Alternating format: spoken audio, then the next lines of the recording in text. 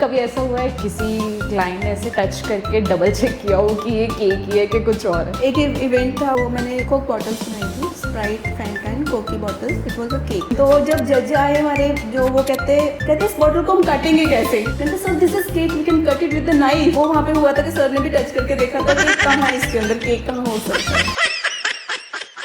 Ingredient ऐसा कौन सा मेन निधि का है जिससे केक ऐसा स्वाद बन जाता है? प्यार। क्या बात है, निधि से अपना प्यार डाल। इससे अच्छा आंसर नहीं मिल सकता था मुझे। एग और एगलेस एक चीज चली है ना, तो कुछ कहते हैं एग के बिना तो केक बन नहीं सकता, फुलावट कैसे आएगी? ये चीज़ चेंज हो चुकी है। अभी mostly 70% of the customers ask for eggless cakes, because किसी को स्पिरिचुअली रीजंस हैं, फास्ट रखते हैं लोग, हर एक कोई नहीं खाता एग। अभी 70% मार्केट में जो केक है वो एगलेस ही आ रहा है। ऐसा कौन सा मोमेंट था जब आप रोए खुशी में? जब मुझे वर्ल्ड रिकॉर्ड मैंने बनाया था, जब मुझे पता लगा था कि मेरा नाम रजिस्टर हो गया है, I tried at that moment. Hello everybody, this is your host Sherlyn Sani. बहुत बहुत स्वागत है सभी का। कहते हैं हुनर सभी में होता है, हुनर सभी में होता है, फर्क सिर्फ इतना है किसी का छिप जाता है और किसी का छप जाता है। इस वक्त मेरे साथ एक Hunarbaaz lady, girl and women बैठी है, निधि गुप्ता। सत श्री अकाल, कैसे हो आप? सत श्री अकाल, आई एम गुड। आप कैसे हैं? मैं बहुत बढ़िया। और साथ साथ एक और चीज मैं बोलना चाहती हूँ, जब किचन का नाम आता है ना तो हमेशा हमारे माइंड में आता है कि वुमेन। जब आर्ट की बारी आती है, आर्ट का नाम आता है तो हमेशा हमारे माइंड में आता है जेंटलमैन और कोई बॉय होगा। लेकिन जब आर्ट और किचन दोनों मिल जाता है देन निधि क्रिएटिव किचन नाम आता है दिमाग में। So yes, Nidhi creative kitchen, how are you? आपको इसी नाम से जाना चाहते हैं अब? जी जी। सो मैं सही बोला, जब हम किचन का नाम सोचते हैं ना तो हमेशा वुमन वुमन ही बोला जाता है कि खाना कौन बना रहा है, अच्छा मम्मा बना रही होंगी, अच्छा ठीक है, वो ना आर्टिस्ट को बुलाना है तो हमेशा माइंड में आता है कोई लड़का ही उतर के आएगा। तो आपने जो ये एक स्टार्टअप इसको कह सकते हैं हम, आपकी लाइफ में हुआ है, निधि क्रिएटिव किचन।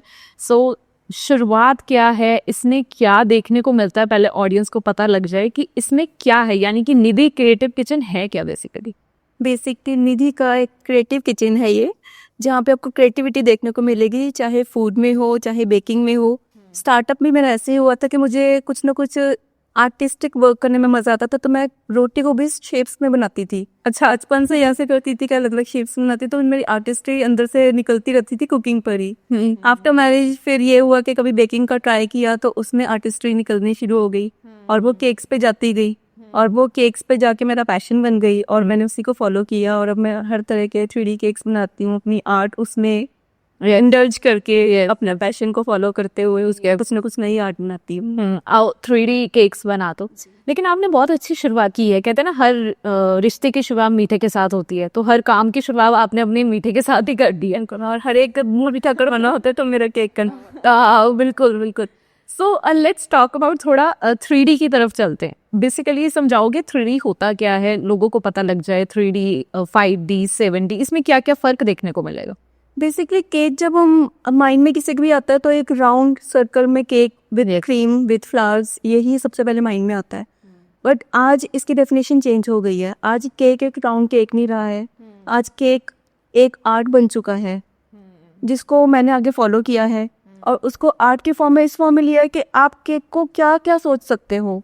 जैसे किसी को कोई शौक है, किसी का कोई पसंदीदा चीज़ है, अगर वो उसको केक की फॉर्म में मिल रही है, दिखने में सामने आ रही है, तो उसकी खुशी दोगुना बढ़ जाएगी उस केक को काटने के लिए। यस। तो वो खुशी मुझे उस केक बॉय और केक गर्ल के फेस पे देखनी होती है और उसको बनाने के लिए मैं उसके शौक, उसकी ही खुशी को ढूंढ के उसको केक के फॉर्म में प्रेजेंट करती हूँ और वो जो खुशी होती है बस वो ही मेरा एक हैप्पीनेस होती है। ऐसा कभी होता है किसी ने बोला हो मेरा मन नहीं कर रहा है इसको काटने का? It happens many times. That happen. वो इतना खूबसूरत आपके गो थ्रू होते हैं ना, हम चैनल से, आपकी पिक्चर से, जैसे आप बनाते हो, हम ऐसे वीडियोस देखते होते थे ना कि ये फेक है या ये केक है। वैसे ही आप मतलब पहला इंसान जो मुझे मिला है कि उन्होंने ऐसा क्रिएट किया है। So it is very difficult Nidhi कि हम उस चीज़ को इतना बारीकी से आर्ट की तरह, यानी कि आप पेंटर भी होने चाहिए, आप स्केच भी अच्छे आपको आप करना sculptor भी पड़ेगा। होने चाहिए, आप कारपेंटर भी होने चाहिए, क्योंकि केक में जो 3D केक्स होते हैं हाँ उसमें हमें सब कुछ बनना पड़ता है। राइट। हमें एक लेबर से लेकर मेसन का काम भी करती हूँ मैं, कारपेंटर का काम भी करती हूँ, लकड़ी भी काटती हूँ, इसमें ड्रिल भी करती हूँ, हाँ हाँ उसको वायर्स भी लगाती हूँ मैं, वेल्डिंग वाले से जाके अपना शीट भी तैयार करवाती हूँ। तो हर चीज़ इसमें इन्वॉल्व है। ये एक केक नहीं है कि क्रीम लिया, केक लिया, बेस लिया, बना लिया। वो भी अपने अपने केक है, बट ये उसका लेटेस्ट और अपग्रेडेड वर्जन है, जो कि अभी बहुत ज़्यादा इंडिया में कह लो कि बहुत ज़्यादा भी फेमस नहीं हुआ, या लोग इतना उस पर पहुँचे नहीं हैं, because it takes a lot of time. तो जो नॉर्मल बेकरी होती है वो कहते हैं हम 1 घंटे में अगर 4 केक बनाते हैं, मेरा तो एक केक ही 4 से 5 घंटे में, मिनिमम 4 से 5 घंटे में बनता है। For sure yes. बिल्कुल बेसिक 3D केक, तो वो इतना टाइम कोई लेता नहीं है और कोई इतने हार्ड वर्क को पे नहीं करता है, तो लोग नॉर्मली बेसिक केक पे ही जाते हैं। Yes. तो इंडिया में अभी उसको इतनी वैल्यू वो मिली नहीं है जो मिलनी चाहिए। तो मुझे लगता है कि मैं उसको वहां तक पहुंचाना चाहती हूँ कि आप केक को केक ना देखो, आप केक को एक अपनी खुशी में देखो, आप उसको एक आर्ट की तरह, ये आपकी यादों से जुड़ी हुई चीज़ है, वो उनको हमेशा याद रहे। मेरे लिए केक वो है। राइट। मैं एक और चीज में पूछना चाहती हूँ, जो आपके केक होते हैं आपके बनाए, वो क्या ज्यादा देर तक टिक पाते हैं, यानी कि वो खराब होने की भावना जल्दी खराब हो जाते हैं, ऐसा कुछ होता है? It depends upon the structure, वो कैसा स्ट्रक्चर बना हुआ है और उस पर हमने ऊपर क्या लगाया हुआ है। नॉर्मली केक्स भी यही होता है, कोई केक होता है उसमें क्रीम्स होती हैं, गर्मी है अकॉर्डिंग टू वेदर, वो हम उसको फ्रिज में कितनी देर रख सकते हैं। तो ये भी डिपेंड करता है, क्योंकि साइज भी होता है, कभी केक इतना बड़ा होता है कि आप फ्रिज में आ ही नहीं सकता, तो वो मैं ऑन द स्पॉट ही तैयार करती हूँ जब भी मैंने किसी को देना होता है। तो मतलब उसको हम विद इन 3 to 4 आवर्स और 5 आवर्स उसको हम यूज़ करना चाहिए हमारे को। अच्छा ओके, क्योंकि कई बार हम बेकरी से केक लेते हैं ना, सो जब हम खाते हैं हमें नहीं पता वो कब बना है कब नहीं, जब काटा खाया तो वो खट्टापन हमें महसूस होता है। तो वो खट्टापन इसलिए होता है क्योंकि खराब हो चुका है, पता नहीं कितनी देर से पड़ा है, तभी इसलिए पूछती हूँ। जो आपके हैंडमेड केक होते हैं वो खट्टापन के मतलब वो उस राह पे जा ही नहीं पाते, बिकॉज वो दिख जाते हैं कि खराब हो गए हैं। उसको आपको यूज़ करने में, मैं बनाती ही बिल्कुल लास्ट मोमेंट हूँ, और मेरे बिल्कुल फ्रेश केक्स होते हैं। हाँ पहले रखने वाला काम ही नहीं है उसमें कोई भी। राइट। तो एज अ कमर्शियल बेकर तो मेरा काम है ही नहीं। जो होम बेकर्स होते हैं वैसे भी वो बिल्कुल ही फ्रेश और बिल्कुल गुड इंग्रेडिएंट्स के साथ क्वालिटी प्रोडक्ट बनाते हैं। तो वहाँ पे कंपैरिजन कहीं कमर्शियल बेकिंग से होता ही नहीं है इसका। ये आर्ट है, आर्ट है, उसको आप एक पेंटिंग बाजारों में जो बिकती है उससे आप कंपेयर भी कर सकते हैं। Right okay. हम शुरुआत से ही चलते हैं, वही आगे बात करते रहेंगे। शुरुआत एक लेडी के लिए ये सोचना कि मैं अब बेकर बनूंगी एक तरह की, है ना, तो मैं एक अपना ब्रांड निधि क्रिएटिव किचन खोलूंगी, इट्स वेरी डिफिकल्ट। बिकॉज आपको क्या कभी सुनने को मिला है कि यार केक तो बेकरी में मिल जाते, तू क्या बखरा बना लेगी? सो ऐसा कभी हुआ आपके साथ? अगर हुआ है देन शुरुआत कैसे की थी? होता तो सभी के साथ यही है कि क्या उखाड़ लेगी, क्या कर लेगी, सिंपल सी चीज़, ये बाज़ारों में भी तो मिलती है। बट मेरे को बाज़ारों में मिलती वाली चीज़ बनाती थी तो मुझे उससे हैप्पीनेस नहीं होती थी। जब मैं उसको थोड़ा सा आर्ट फॉर्म उसमें अपनी आर्ट डालती थी फिर मुझे वो अच्छा लगने लगता था, और उसका जब अप्रिसिएशन मिलता था, जब मैं उसको सोशल मीडिया पे डालती हूँ, लोग उसको इतना अप्रिशिएट करते हैं, जिसके लिए बनाती हूँ वो खुश होता है, देख उसकी हैप्पीनेस आंखों में दिख जाती है। वो देख के पता लग जाता है कि हाँ एक चीज़ अलग बनाई हुई है, एक नॉर्मल चीज़ नहीं है। तो इट हैपन्स, तो वो फिर आपको अलग कैटेगरी में डालती है कि हाँ ये वो चीज़ नहीं है। फिर लोगों की आंखों में अपने आप ही वो चीज़ अलग लेवल दे देती है जब वो मेरा आर्ट देखते हैं। Right okay. The family support अगर मैं पूछूं, मिला तो स्टार्टिंग में? फैमिली सपोर्ट एज यूजुअल जैसे होता है कि सभी को लगता है कि इट्स नॉर्मल, केक मिल तो जाता है बाजार में, तो क्या ज़रूरत है बनाने की, इतनी मेहनत करने की। बट मुझे वो मेहनत, वो हैप्पीनेस चाहिए थी, मुझे वो अच्छा लगता था बना के। फिर मैं फैमिली के लिए बनाती थी, अपने बच्चों के लिए बनाती थी, उनको बहुत अच्छा लगता, उनकी खुशी से रिलेटेड बनाती थी, तो उनको भी अच्छा लगने लग पड़ा, वो भी सपोर्ट करने लग पड़े। ओके, सपोर्ट मिला मतलब कहीं ना कहीं से आंटी। अगर मैं पूछूं एक इंसान जो आपकी बैकबोन है, कौन होगा? She is definitely my daughter. Okay. अच्छा, कितने साल के होंगे वो?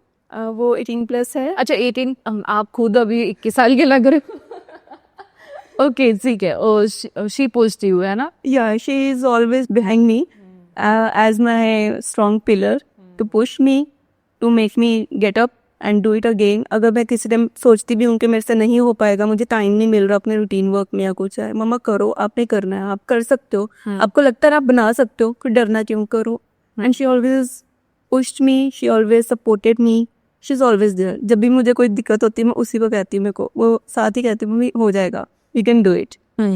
अच्छा, चैलेंजिंग मोमेंट बहुत सारे आते हैं लाइफ में कि पता नहीं हो पाएगा, पता नहीं कर पाऊंगी, पता नहीं ये वाला कर पाऊंगी केक के नहीं कर पाऊंगी, क्योंकि बहुत सारे ऐसे आपके पास आते होंगे कि यार ये बना के दे दो मुझे।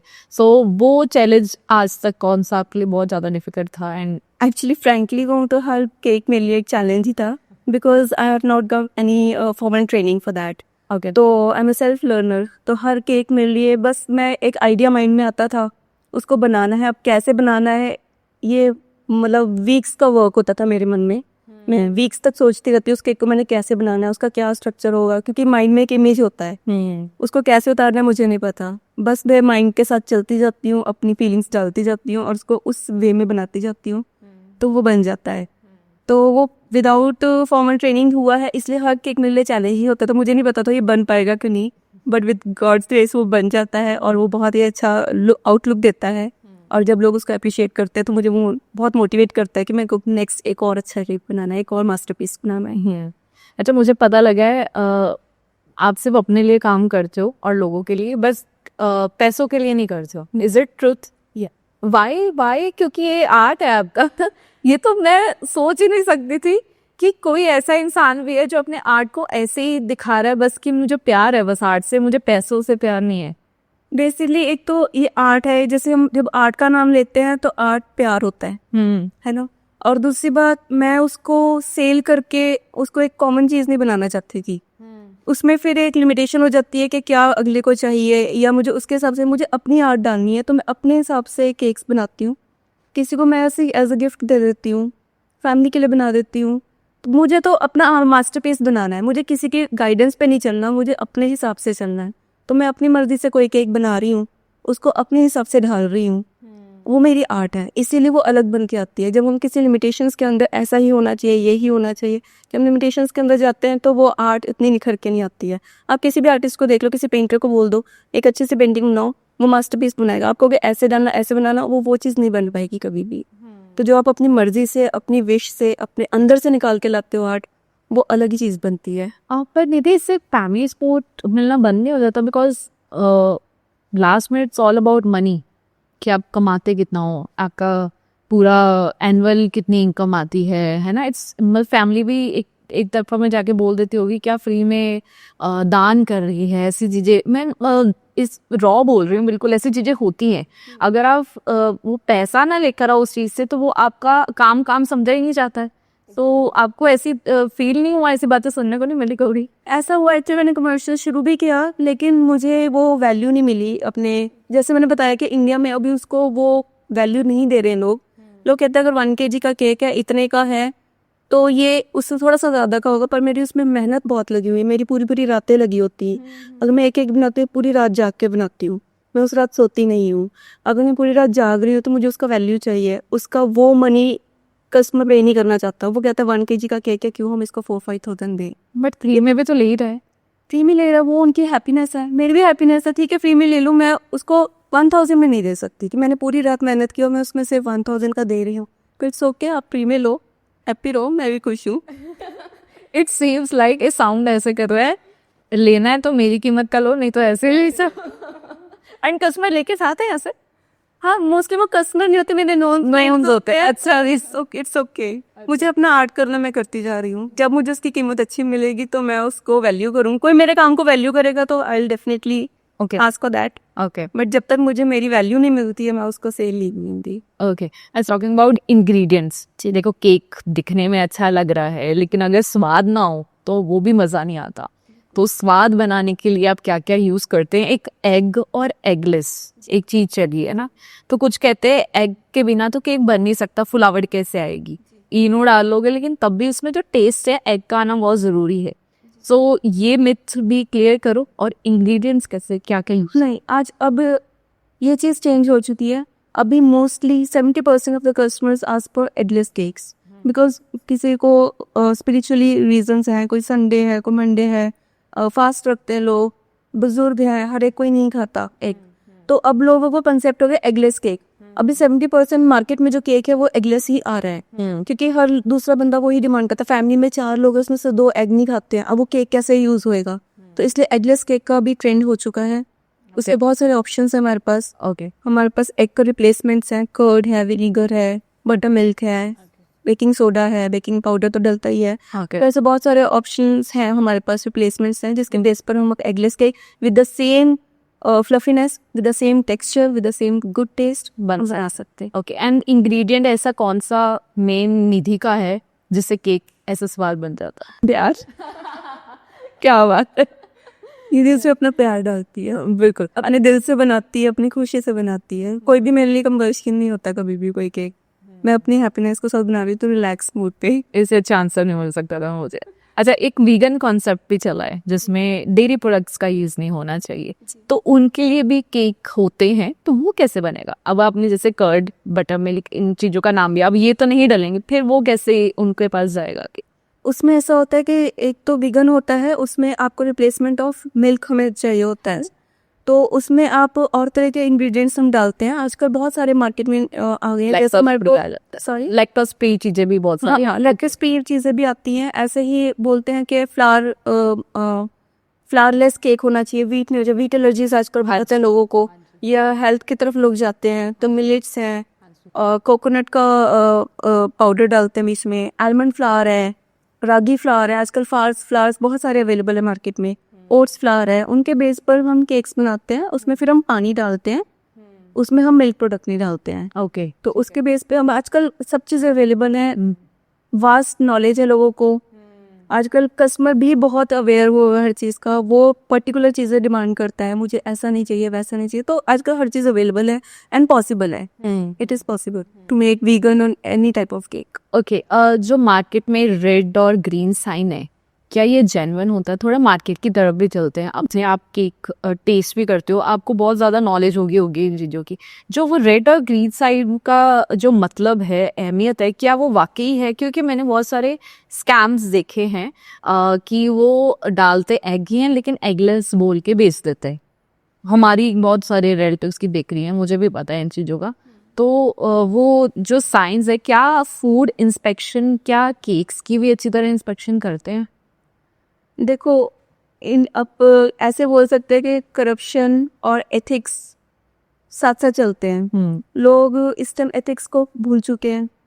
जो अच्छे लेवल पे काम करते हैं, जो ब्रांड्स हैं अच्छे, वो पूरी तरह से सारी चीज़ें फॉलो करते हैं, सारे रूल्स फॉलो करते हैं। प्रोडक्ट्स, इंग्रेडिएंट्स उनके बेस्ट होते हैं, गुड क्वालिटी ब्रांडेड चीज़ें यूज़ करते हैं। लोग जो छोटी बेकरीज होती है, उनको प्रॉफिट भी कमाना है, उनको ब्रांडेड चीज़ें लेके उनको कॉस्टिंग नहीं निकलती है, तो लोग करते हैं। पर हम किसी को कुछ कह नहीं सकते हैं जब तक, हाँ, इंस्पेक्शन होनी चाहिए FSSAI के, इसीलिए ही ये निकला है कि ट्रेडमार्क होना चाहिए आपका, उसके पास रजिस्ट्रेशन है, that means you are doing a valid work. तो उसमें कोई आप ऐसे इंग्रेडिएंट्स नहीं डाल रहे हो। अगर आपने रेड मार्क डाला है मीन्स आपका एग वाला केक है, अगर आपने ग्रीन मार्क डाला है, it must be without egg, it must be without any animal ingredient. तो it happens, but we can't say कि 100% वो सही होता है, but we can't catch anyone without the inspection, right? It happens. Okay, क्योंकि आपको प्यार है ना और खाने से, तभी शायद किचन नाम रखा है इसका। आप बेकरी भी रख सकते थे, केक भी रख सकते थे। तो थोड़ा डार्क साइड चलते हैं मार्केट की तरफ। जो क्या इट इज़ पॉसिबल, पता नहीं मुझे, I am not sure about that, अगर आपको तो बताना, कि जो ऐसे केक बहुत पुराने हो जाते हैं, 3 दिन 4 दिन हो गए हैं, वो नहीं बिके हैं, तो उन केक्स का क्या होता है? बिकॉज वो तो बन गया ना, वो तो आ गया, और वो उसकी कॉस्टिंग भी लग गई, लेबर भी लग गई, क्रीम भी लग गई। अब उन केक्स क्या वो फेंक देते हैं या दोबारा से रिक्रिएट करते हैं उसको? ये तो कमर्शियल बेकर्स ही बता सकते हैं, क्योंकि मैं तो होम बेक करूँ, मेरे को तो ये पता है कि मेरी चीज़ खराब हो गई सीधे डस्टबिन में जाती है। ओके, कमर्शियली अब उसको वो क्या करते हैं, किस तरह से घुमा फिरा के देते हैं, या वो भी हो सकता है थ्रो करते हो। अच्छी बेकरीज सब सही तरह से काम करती हैं। ओके, अच्छी बेकरीज जो होती है उनका स्टैंडर्ड होता है एक, क्योंकि उनको पता है कस्टमर तभी वापस आएगा। अगर वो खराब केक को सेल करेंगे, इन कस्टमर खराब आएगा तो 10 वापस जाएंगे। तो मोस्टली बेकर्स नहीं करते, नहीं कर रहे हैं। ओके, ऑब्वियसली हेल्थ इश्यूज के साथ हम नहीं, और नहीं करना चाहिए। राइट, क्योंकि अगर आप आपका एक फूड किसी के मुंह में जा रहा है, उसकी बॉडी में जा रहा है, तो it must be good enough to get it digested. अगर आपके खाने से किसी का हेल्थ खराब होता है, तो इससे बड़ा कर्ज आपको कुछ नहीं मिल सकता। ओके, थोड़ा आपकी जो हुनर आपने जो छापा है उसकी तरफ भी चलते हैं. सो बहुत सारे आपने अवार्ड्स जीते हैं, ठीक है. सो अवार्ड्स उनकी कहानी हम जानते हैं, लेकिन सबसे पहले मैं ऑडियंस को बता देती हूँ, इतने सारे जीते कि मुझे पढ़ के बताना पड़ेगा. सो सबसे पहले आपने इंटरनेशनल एक्सीलेंस अवार्ड दुबई से जीता है, जो unique and innovative cake artist का आपने किताब. एंड आर्टिस्ट जो एक वुमेन के पीछे लग जाए, मुझे बहुत अच्छा लगता है, ठीक है. इसके अलावा Indo international achiever award Jaipur से जीता आपने, ठीक है. एंड नेम चीज जो शेफ विकास खन्ना है ना, उन्होंने आपको पर्सनली अप्रिशिएट किया. एंड ये जब चीजें हो रही होती हैं, आपको मतलब आपका जो हुनर है सामने आ रहा होता है, and everyone is like go go, है ना, पीछे से पुश करना. तो उस वक्त क्या मोमेंट था आपका जो अवार्ड मिल रहा था और अप्रिसिएशन मिल रही थी? मास्टर शेफ विकास खन्ना के साथ मेरा एक्सपीरियंस बहुत ही अच्छा था. It was an event in my city Jalandhar. Okay. तो यहाँ पर इवेंट में सर आए हुए थे और हम सब, मैं भी एज अ पार्टिसिपेंट वहाँ पे गई थी उस टाइम पर. तो वहाँ पे मोस्टली मोर देन 50 शेफ्स थे जो हम सब लोग पार्टिसिपेट करते. सब ने अपनी अपनी चीज़ें बनाई थी. मैं अपना एक, जो मेरा बहुत क्लोज टू हार्ट है, मैंने एक छोला भटूरा केक बनाया था. अच्छा. तो it was looking like a plate of छोला भटूरा. अच्छा अच्छा. तो वो मैंने बनाया था. वो मास्टर शेफ ने जब देखा था, और वो पहले से ही सारे पार्टिसिपेंट्स मेरे आसपास घूम ही जा रहे थे कि ये क्या बनाया, ये कैसे, ये केक है, ये केक है. More than half of the chefs ने आके मुझे पूछा कि ये केक है. अच्छा. तो जब वो हीरो बन जाता है मेरा केक किसी भी इवेंट में, तो वो जो हैप्पीनेस होती है, बस वो ही मेरे को आगे आगे लेती जाती है. क्योंकि जब वो लोग इतने हैरान हो गए, जब वो वाओ बोलते हैं ना, वो वाओ फैक्टर जो आता है, वो मेरे कानों में बहुत दिन तक घूमता रहता है. वाओ वाओ, ये केक है, is it cake, it is really cake. वो टच करके देखते हैं, हाँ. केक ही है ये. मतलब वो मुझे बिलीव नहीं करते हैं. तो जब वो बिलीव नहीं करते हैं, तो वो आपका अवार्ड है. मेरा अवार्ड वहीं पे हो जाता है. उसके बाद जब किसी से मिलता है, तो ऑब्वियसली वो अपनी अलग हैप्पीनेस होती है. एक सेंटेंस में बताओ उन्होंने क्या बोला था? उन्होंने भी बोला था वाओ. और उन्होंने बोला था कि पंजाब में अब बेकरी मत खोलना, नहीं तो सारी बेकरियां बंद हो जाएंगी. ये तो सच मुझे लग रहा है, ये तो बिल्कुल सच है. वो अगर इतना बड़े शेफ अगर आपको ये बात बोल रहे हैं ना, तो मान लो उनके बाद खोल डाल दी. इसीलिए नहीं खोल रहे बाकी बेकर्स का सोच के. Right. Okay. Chhola bhatura is all about Amritsari है ना, Punjab. And he is from Amritsar. Master chef Vikas from. Yeah. तो छोले भटूरे जो है वो इंडिया, पंजाब का और अमृतसर का बहुत main basic die hard food होता है, जो सबको पसंद आता है. तो उसको जब केक की फॉर्म में देखा, तो उन्होंने भी कहा कि मैंने पहली बार देखा है कि इसका भी केक हो सकता है. Yes yes. तो वो जिस भी इवेंट में मैंने कभी भी कोई केक बनाया, कहीं मैंने बनाया था स्कॉच ब्राइट्स बनाए थे. स्कॉच ब्राइट मैंने प्लेट पर रख दिया था वहाँ पे टेबल पे, और उसके साथ प्रॉप्स रख दिए थे. सब यार. तो उन्होंने, मैम ने कहा कि आप ब्रांडिंग नहीं कर सकते, आप ब्रांडिंग ये हटाओ, ये स्कॉच ब्राइट्स क्यों रखे यहाँ पर, ये ब्रांडिंग. मैंने कहा मैम ये केक है. कहते नहीं, ये प्लेट हटाओ अपना, ये क्यों रखा हुआ है ब्राइट. उनको लगा था मैं स्कॉच ब्राइट को ऐड कर रही हूँ. राइट. मैंने कहा मैम ये केक है. कहते कहाँ है cake. And she was like कहाँ है केक. मतलब वो मुझे गुस्सा होकर पूछ रहे थे. मैंने कहा ma'am please listen to me, this Scotch Brite is a cake. और देन शी वाज शॉक्ड. वो 2 मिनट को स्टिल हो गए थे. तो मतलब जब वो लोगों को पता ही नहीं लगता कहाँ है केक, ढूंढना पड़ता है, तो मुझे बहुत अच्छा लगता है. क्या अभी वो स्क्रॉच ब्राइट वाले ने आपको वो किया, फोन किया कि ऐसा ही हमें दे दो? एक वो तो प्राइवेट इवेंट, तो वो मेरे तक आगे बात है. जो लोग वहाँ पे आए थे उनको पता है. तो वो मतलब जो केक जो मेरा जाता है किसी भी इवेंट पर, वो सब उसी के बारे में जब बात कर रहे हो, तो बहुत अच्छा लगता है. हाँ, जो देखो एक ब्रांड्स भी होते हैं, जिन आपने कोका कोला, फैंटा, स्प्राइट, इनके भी बनाए हैं, है ना. आपने एक पर्स का भी बनाया है. क्या ऐसे ब्रांड्स आपको अप्रोच कर रहे हैं कि हमारा आपने ऐसे ब्रांड का एक केक बनाना है? Because this is also strategy ना, कि वो कर सकते हैं आपके थ्रू, है ना. तो आपको ऐसे कभी आया है? और वेटिंग? नहीं, I am waiting for that. Okay. I want to get more exposure. तो अभी मैं अपने सोशल मीडिया प्लेटफॉर्म्स पर केक्स डालती हूँ, वहाँ पे मुझे फॉलोअर्स मिल रहे हैं, उनका प्यार मिल रहा है. मैं अभी बहुत आगे जाना चाहती हूँ. अभी जस्ट कितना आगे जाएंगे यार, नहीं भी पता. अभी तो बहुत मजे दूर है. निधि जी, कभी ऐसा हुआ है कि किसी क्लाइंट ने ऐसे टच करके डबल चेक किया हो कि ये केक ही है कि कुछ और है? या इट हैपन्स मेनी टाइम्स. एक इवेंट था, उसमें भी मैंने पार्टिसिपेट किया था. तो उसमें जब मैं अपना केक रखा हुआ था, तो सबको मैंने कोक बॉटल्स बनाई थी, स्प्राइट, फैंटा एंड कोक की bottles. It was a cake. तो वो तीनों रखे हुए थे, और ऐसे रियल बॉटल्स ही रखे हुए थे. तो सारे पार्टिसिपेंट्स देख रहे थे कि बॉटल रख के बैठ गई है, पता नहीं इसमें कुछ बनाया तो है नहीं है. तो एवरीवन वाज लाइक आपने कुछ नहीं बनाया, आप बस यही दोगे? मैंने कहा हाँ मेरा तो केक ही है।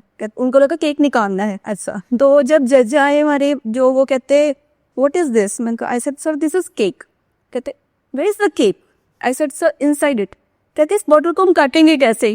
कहते sir this is cake, we can cut it with the knife. Oh, तो कहते अच्छा काट के दिखाओ। एंड ही वाज लाइक कि ये कैसे हो सकता है? जब मैंने उसको कट किया तो वो वहाँ पे बड़ा सा वाव बहुत सारों का आया एक साथ ही। तो वो वहाँ पे हुआ था कि सर ने भी टच करके देखा था कि कहाँ है इसके अंदर केक, कहाँ हो सकता है। तो ऐसे बहुत बड़ी हुआ मेरे साथ कि केक पता नहीं लग रहा था। और मैं अपनी फैमिली के साथ भी ये ट्राइंग्स करती रहती हूँ और केक को कहीं भी रख देती हूँ, कहते हैं ढूंढो। ओके ओके, जो अभी सीखना चाहते हैं 3D केक, उनको बताओ कि जो स्टैंडिंग केक है वो बनाना मुश्किल है, कि जो ऐसे नीचे हम बना देते हैं नॉर्मल जो केक होते हैं वो बनाने मुश्किल। स्टैंडिंग कैसे आप टिकाओगे उसको ज़्यादा टाइम के लिए? स्टैंडिंग केक्स भी बनते हैं, उनके लिए थोड़ी टेक्निक्स होती हैं। ओके, आपको थोड़ा टेक्निकल होना पड़ता है। जब आप बेसिक केक्स बनाने लग पड़ते हो उसके बाद आप टेक्निकल केक्स पे जा सकते हो। आप डायरेक्ट आप कहो कि कोई एकदम से टेक्निकल केक्स पे चला जाएगा, इट्स नॉट पॉसिबल। क्योंकि आप जब तक बेस नहीं सीखोगे तब तक आप उसको आगे कार्विंग कैसे सीखोगे, उसकी रेशियोज कैसे सीखोगे, कब हमें स्ट्रक्चर ऐसा चाहिए तो हमारे को हार्ड केक थोड़ा बनाना पड़ता है, कब हमारे को इतना सॉफ्ट रखने के जब सिंपल नीचे फ्लैट जा रहा है तो हम उसमें ज्यादा फ्लफनेस डाल सकते हैं। फीलिंग्स उस हिसाब से डलती हैं। आपका केक का स्ट्रक्चर क्या है उसके हिसाब से सारा इनसाइड और आउटसाइड का हम डिसाइड करते हैं।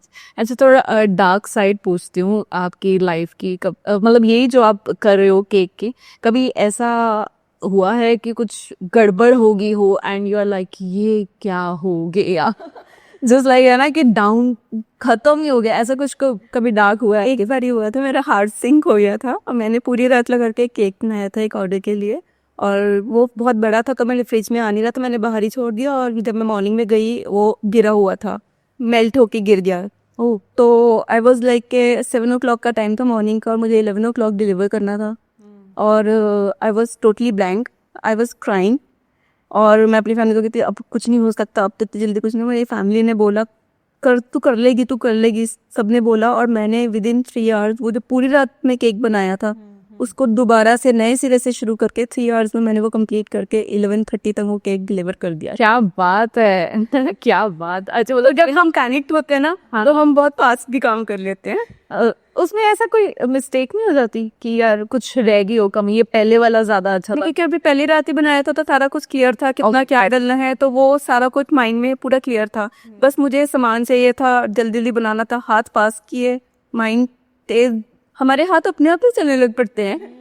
तो हम जो काम आराम आराम से करते हैं हम उसको जल्दी भी कर सकते हैं, अकॉर्डिंग टू सिचुएशंस अपने आप ही चीजें हो जाती है। ओके, आप एक वुमेन हो, वुमेन के साथ साथ एक वाइफ हो, वाइफ के साथ एक मदर भी हो, किसी की डॉटर एंड लॉ भी हो।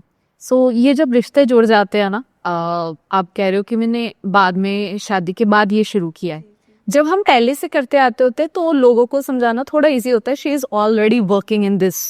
लेकिन जब बाद में हम शुरू करते हैं तो बहुत मुश्किल है हर एक किसी को समझाना, एंड वो फीलिंग मुझे पता है कहीं ना कहीं। सो वो कैसे आपने समझाया, या आप अभी भी उस चीज से उभर रहे हो?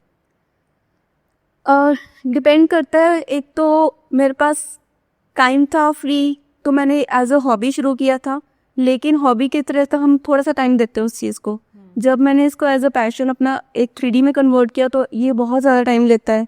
तो डे टाइम में मैं उस टाइम को निकाल नहीं पाती थी अपनी रूटीन, अपने वर्क्स में, अपने बच्चों को देखने में, फैमिली को देखने में मैं नहीं निकाल पाती थी टाइम। और मुझे पता था मुझे 7-8 घंटे केक पे लगाने हैं।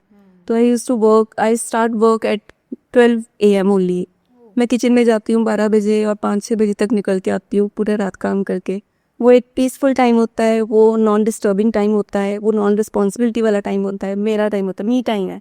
सो लो या काम कर लो, तो मैं फिर कोई सोते कब हुआ? फिर नेक्स्ट डे 1 घंटा सो लिया, दिन में नेक्स्ट नाइट को कंप्लीट कर ली ना। So hard working. हाँ, बैक मतलब पीछे से आप सोच के अब करना तो कुछ करना ही है। अब उसका टाइम ना, आपको बता रही ना, सिचुएशंस होती है आपके पास, जब जिसने करना है वो कैसे ना कैसे मौका ढूंढ के कर ही लेता है। मुझे नहीं दिन में टाइम मिलता था तो मेरे पास रात थी तो मैंने अपनी रात अपने काम को दे दी। कोई ऐसा जाना जो आपको अभी भी बैक पुश मतलब अपनी तरफ कर रहा है कि नहीं नीचे आ जा, तू ऊपर जा ही नहीं सकती, तू उस मुकाम तक पहुंच नहीं सकती? बिकॉज इतने सारे अवार्ड्स लेने के बाद भी कहीं ना कहीं आपको बोल रहे होंगे कि इससे क्या ही होता है, पुश बैक कौन करता है आपको अभी भी? कोई भी करे, अब मैं रुकती नहीं। करता है कोई ना कोई आपको?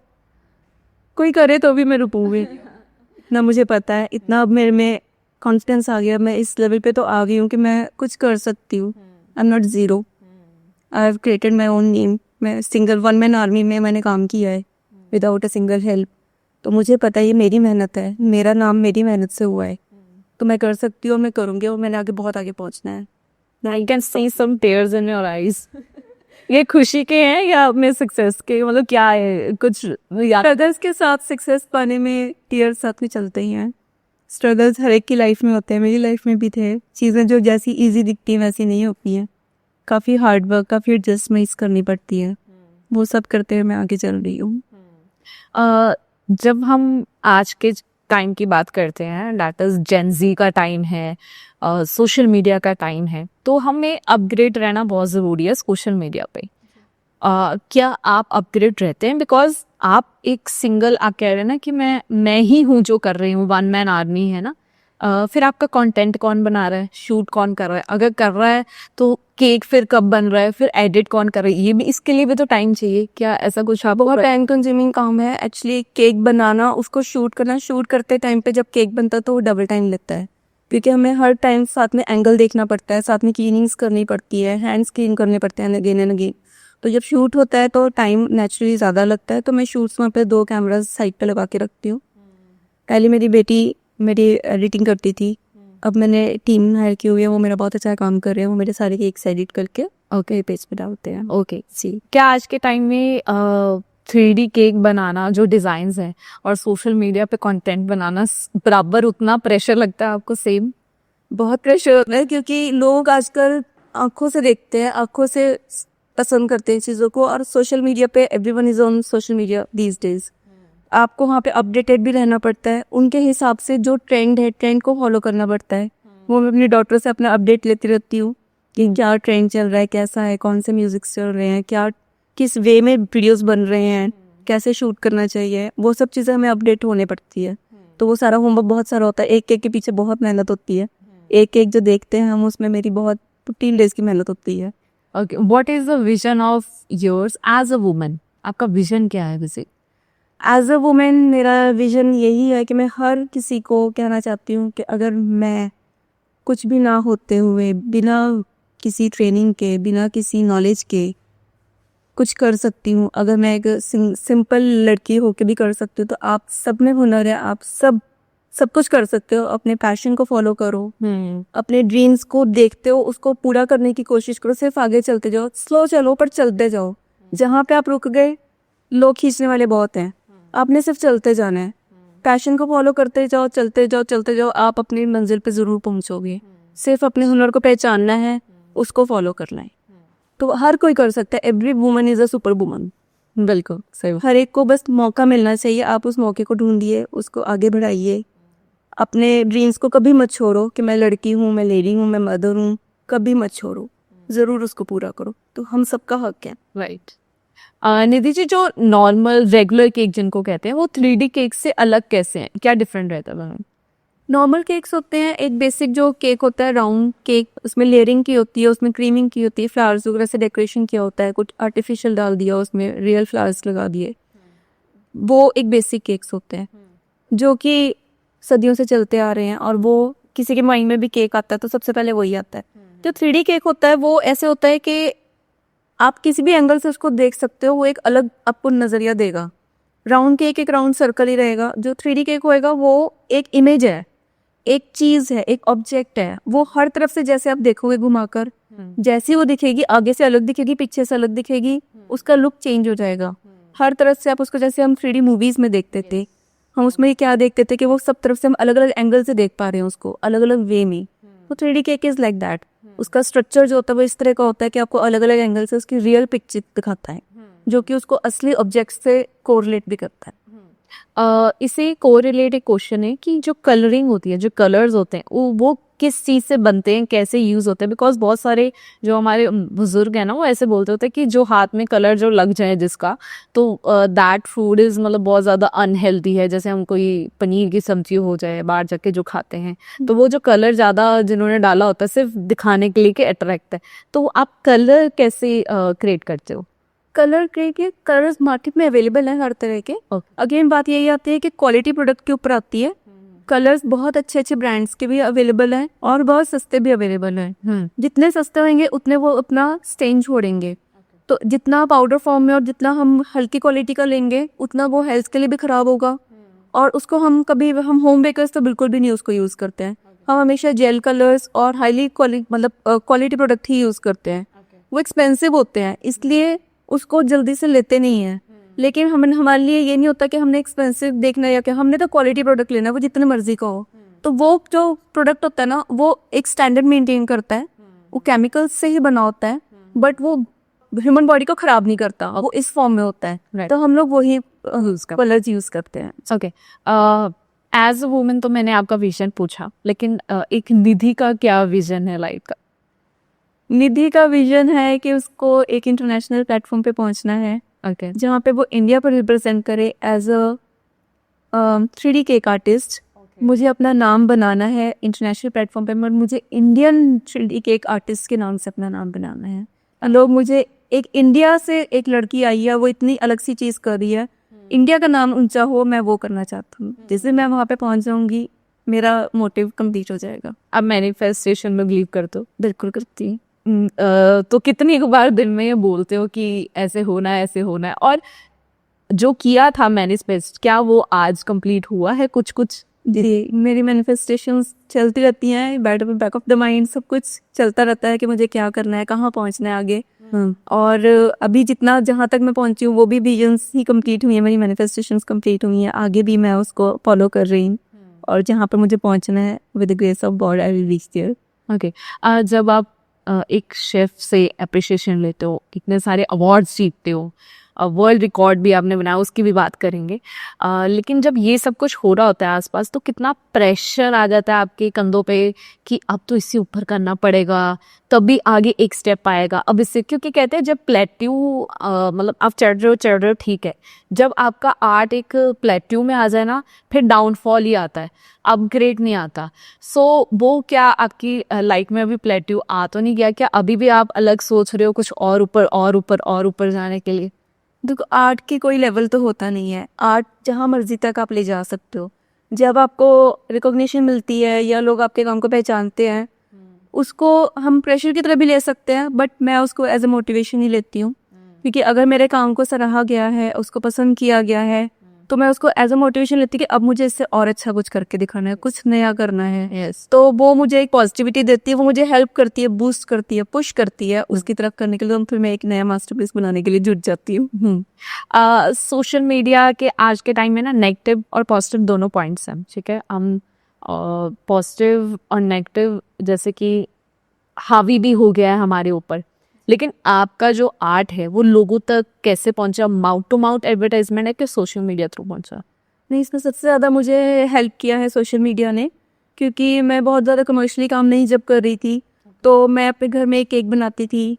अब वो घर में फैमिली को तो दिख गया, उसके अलावा वो बाहर कैसे जाएगा, तो मैं उसके लिए उसको सोशल मीडिया प्लेटफॉर्म्स पे अपडेट करती थी फोटोज़। तो वहाँ पे मुझे फॉलोअर्स मिलने शुरू किए और उन्होंने अप्रिसिएशन किया।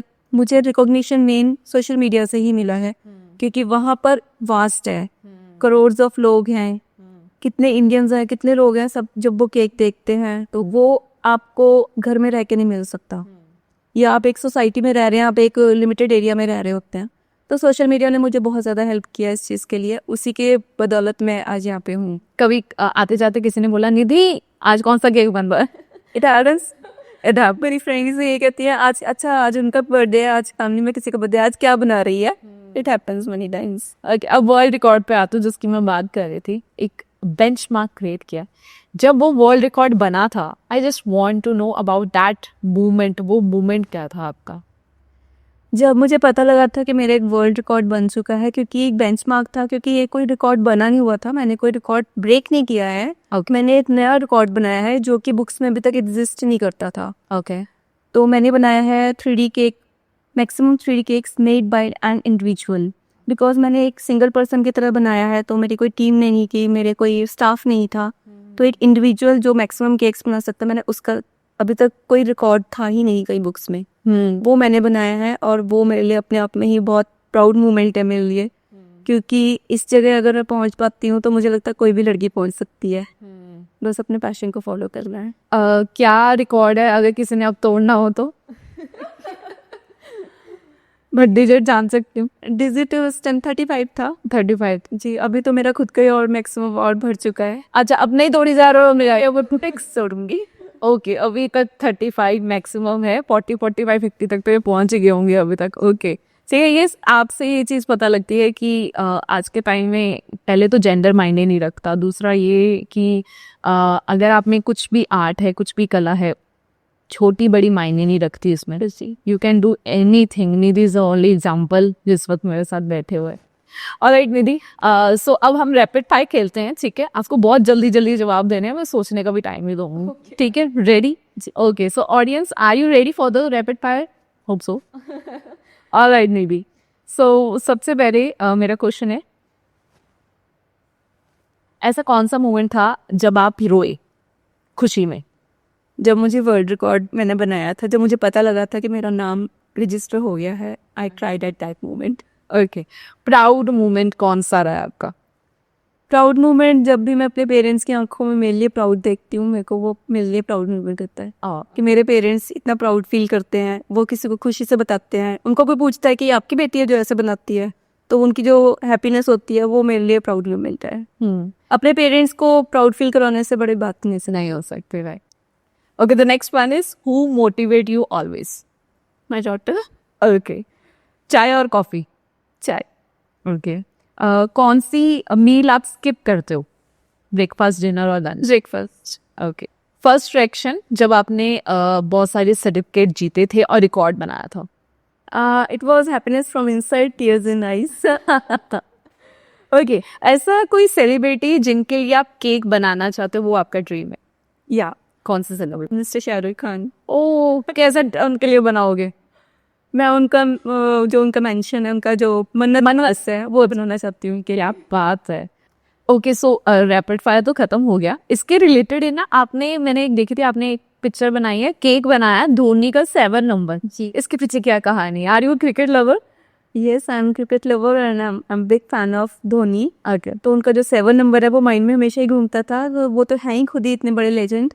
उनकी तो एंट्री जब ग्राउंड में होती है तो एडवर्टीजमेंट भी नहीं आती है, उनकी एंट्री देखने के लिए लोग, उसके लिए इतना बड़ा मूवमेंट होता है लोगों के लिए।